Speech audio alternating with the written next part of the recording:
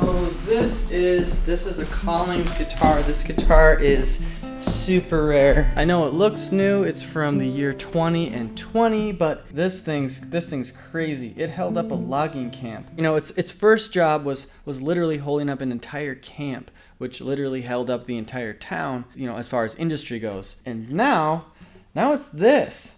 And it came with something. You're not gonna believe this. Came in one of these super cool Collings cases. Nope, you never see these anymore.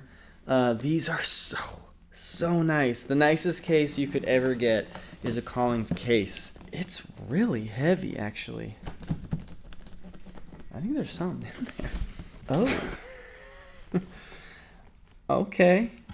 And this is a guitar made in the 20th century. Its first job was to be a guitar.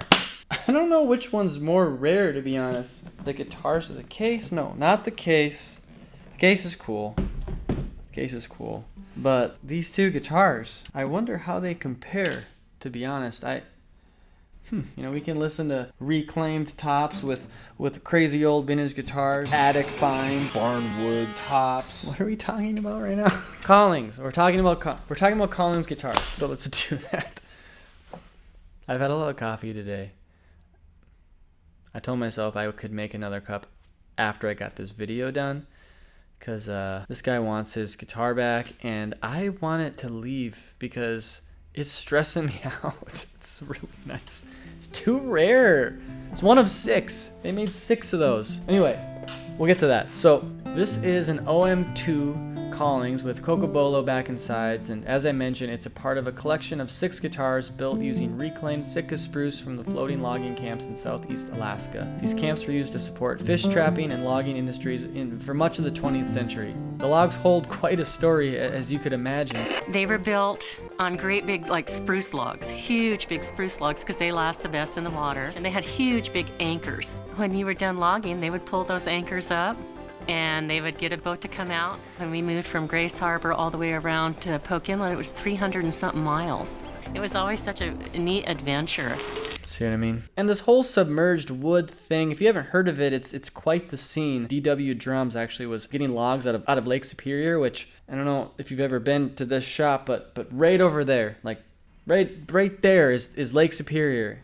And there are big old logs in that lake from the logging days here, or they tore down some old buildings and some of the beams ended up in the lake, or there's all kinds of ways these things end up here. But DW Drums was actually logging our lake and making drum sets out of them, which when I first heard of that, I was like, why? Why would they do that? Because you imagine a wet log out in your yard just rotting away. Well, it's not the water that's rotting the log, it's the oxygen and the sunlight. And so underwater, logs are safe from oxygen and sunlight. So with this rarity in mind of these sunken logs turned into guitars, Collings had this great idea, hey, let's make one of each of our guitar models. And at the time they had 6 models. Maybe there's more than that now. I should have done my homework.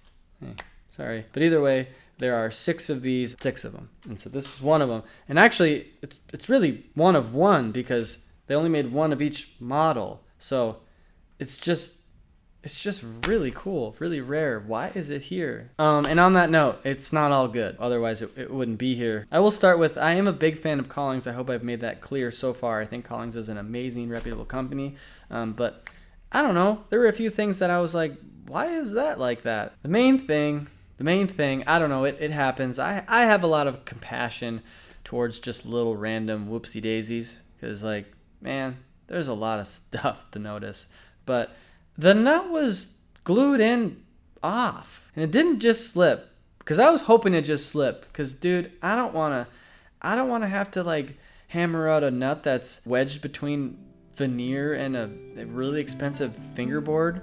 I don't want to hammer that out. That's scary.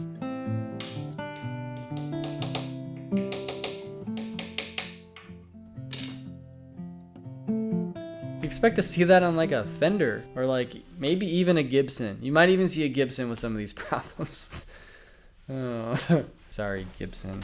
I'm sorry. You're just not what you used to be, and you didn't used to be that good either way. Other than that, the setup was just not really that great, and that was surprising, especially because it came from a pretty well-known and fancy guitar shop. and came to the client with this setup, and I just thought, why did they set it up like that? So somebody's angry outside of my shop right now. Do you hear that?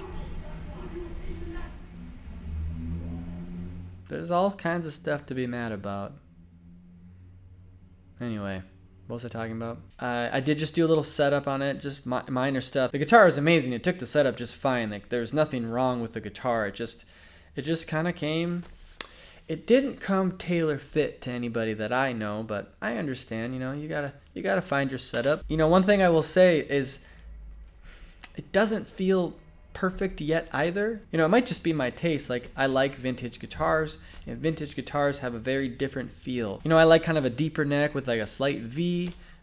I just think those fit my hands, and the kind of music I play, it lends towards a technique that I like. Newer guitars, it's probably better for most people, but the C profile, it just doesn't really feel good on my hand. It just doesn't really feel comfortable. Yeah, it might just be player preference. I do know this client also plays mostly vintage guitars, so honestly, this might not be the guitar for him in the end. He kind of brought that up.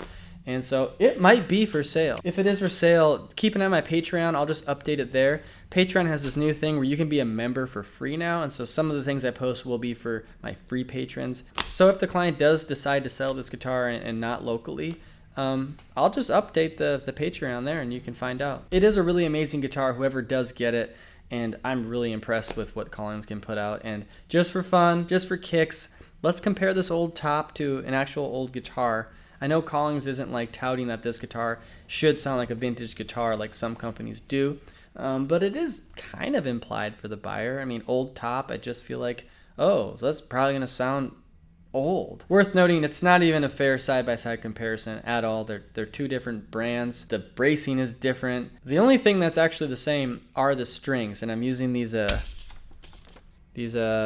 Johnny P's here. I'm using some lights, so that's the only variable that's the same. But I just kind of think it'd be kind of a fun thing to hear the difference in richness and the difference in sustain of a new guitar with an old top and an old guitar with new strings. I appreciate you guys always for watching these and talking with you in the comments. These are so fun to make. So I'll be talking with you and enjoy the music here.